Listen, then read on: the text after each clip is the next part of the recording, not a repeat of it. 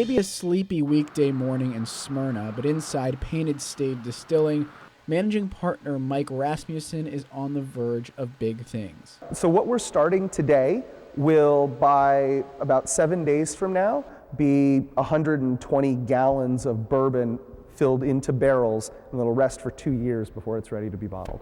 Bourbon begins with grain. Lots and lots of grain.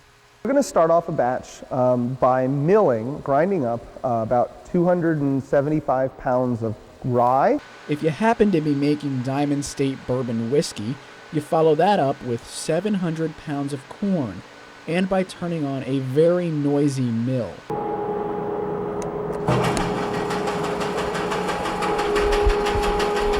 When it comes to making alcohol, ground zero is in fact the grinding process.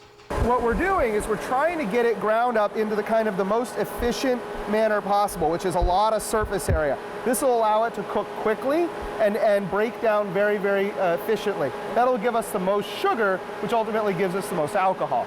The grounds are then fed into a vat filled with 350 gallons of water. That substance will then be heated and turned into a mash, something along the lines of polenta. The substance then ferments for 3 or 4 days. That's when Rasmussen returns to run some tests. Once a mash has been fermented, we're going to do a couple of things. The first thing we're going to do is pull a sample of that mash, bring it here into the lab, and run that sample through our centrifuge.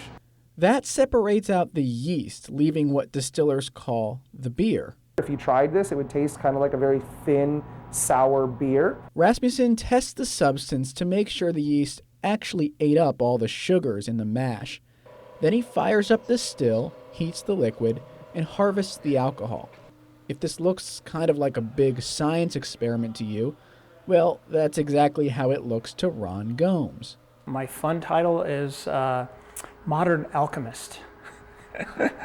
Before partnering with Rasmussen to open Painted Stave, Gomes was indeed a scientist.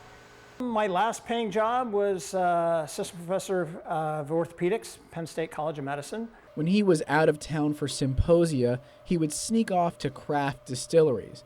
And now that he's opened his own, he's bringing scientific principles into the booze world. I think where Mike and I apply science mostly right now is in methodology. So we have a number of experiments going on. We're a new producer.